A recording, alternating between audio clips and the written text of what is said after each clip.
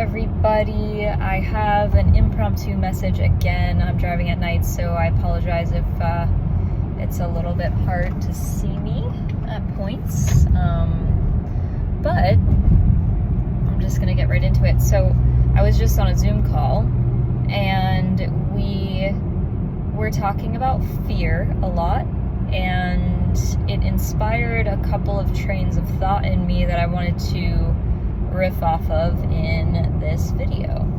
So to jump right in, the question came up, how do you get over fear? How do you manage fear? And one answer to that I have has to do with this one line that mentors before me have taught me, which is expand the capacity of your nervous system to hold sensation. That is one way to get over fear or to manage fear. This guy's headlights are blaring in my face. So, and I'm going to give an example that I gave on the call as well. A diver who dives off 100-foot tall diving boards. I don't even know if, I'm sure that's a thing. That's actually really, really high. But like, yeah, the people who dive off of really tall distances, when they begin diving, they don't start all the way up there. They work their way up. They train their musculature to remember how to hold their physical bodies in place to prevent injury and to create as safe an environment internally and externally as possible, right? So if your fear has to do with feeling unprepared or not ready, for example, perhaps it's a signal to you that you need to expand the capacity of your nervous system and your physical body to hold the experience of being in that state that you're about to enter into, you know? Another example, this is just coming off the top of my head, it's like, if you want to be a school teacher, for example, but you're still in school learning how to become a teacher, it's not exactly appropriate to go hijack a classroom and push the teacher aside and start teaching just because you want to be a teacher. You know, I think that the fear that holds you back from doing that is it's a social preservative, you know, to kind of pin the nail. Fear comes in different shapes and sizes, you know, so I would say build a relationship with your emotions, with your fear, to inquire, where is it coming from? What is it asking of you? Does it need you to be still? Does it need you to slow down and take breaths so that you don't panic when you're in the middle of this new thing? Does it need you to train in some area of life? Does it need you to develop a new skill to hold yourself through this new thing?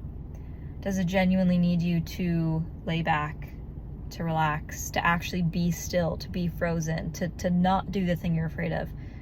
Because there's wisdom in that, because there is wisdom in that. But it's yours to decipher, because you are in relationship with yourself. Sometimes fears point to beliefs that don't necessarily serve the point that you're trying to make in your life. And in those cases, you know, recalibrating your understanding to the present moment and realigning your understanding, your intellectual understanding with the present moment, you know, is one way to overcome fear. But yeah, I just wanted to share that analogy about the diving board thing, and how fear a lot of the time or some of the time, is a reminder that we are being stretched. We are about to be stretched. And the nervous system is the organ. I don't know. I mean, I guess it's technically an organ. It's the part of the body that metabolizes fear and emotion. So of course it has to be protected enough. It has to be working well enough to actually metabolize the thing that it's going to take on. It's kind of like digestion. How do I make an analogy? I mean, this one's a tough one to make an analogy of, but it's like, for example, if you go on an elimination diet to figure out what thing that you're eating is causing certain sensitivities, if that's relevant for you. So you eliminate lots of things one at a time, you take a bunch of things out. Or you're fasting. Let's just say you're on a fast for health reasons or spiritual reasons or whatever. Typically, when you go back into the fast, the body is in a state of deprivation. It's in a state of hypersensitivity, potentially, it could be. So you might want to slowly reintroduce certain foods, certain things. I'm just going to give the easiest example I can think of. It is like commonly recommended not to break a fast with pizza because that can be tough on some people's digestion. Me, for example, I don't know. I've never had a problem breaking a fast with like oily foods. I haven't had that problem. But you know, I don't know, sugar, for example. I'm very sensitive to sugar, and I still eat little bits of sugar here and there. But it's like, if I want to go to a birthday party and eat a piece of cake, I will need to plan my week around that. I will need to make sure that my body has the right support so that I can actually process that. Because for me, the sugar is my weak point, my sensitivity. That's what I need to be afraid of. That's what I need to be cautious about. So fear can be a messenger that asks us to prepare and to garner whatever support we can around that thing that we're afraid of.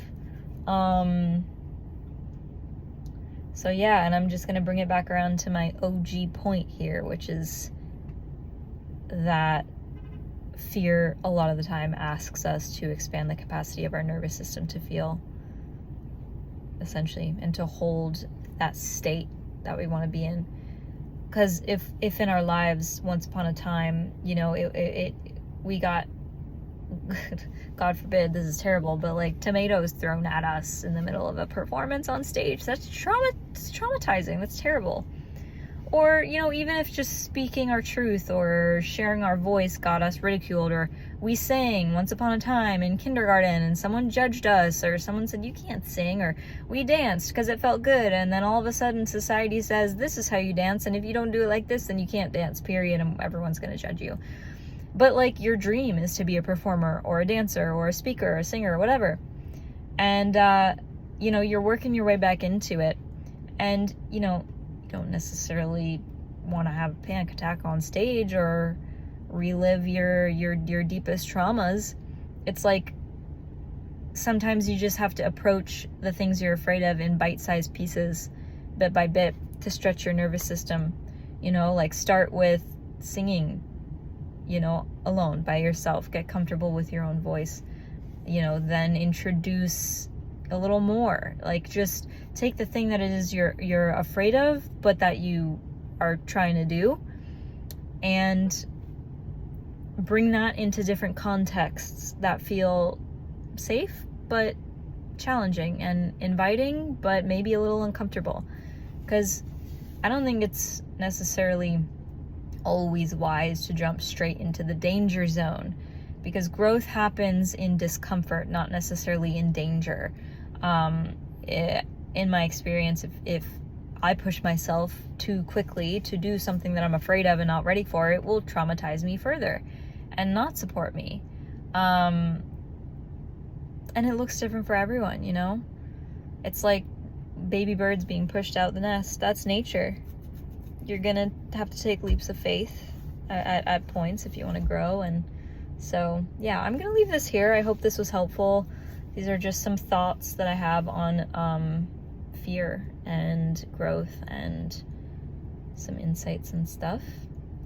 So yeah, hope that's helpful. If you appreciate my videos, my energy, and you want to work with me personally, I do have some offerings listed in the description. I help to teach intuitive development, trusting your inner voice. That's something that I don't have a structure for, but I do have tons of tools, and I'm willing to meet you where you're at, hear about what it is that you want to, you know, cultivate. And if you want support, then you're more than welcome to reach out, send me a message, and we can figure out something, like a session. And I also offer tarot and intuitive readings if that's something you're interested in. Everything's in the description. Send me a message. But anyway, thanks for watching, and I'll see you next time.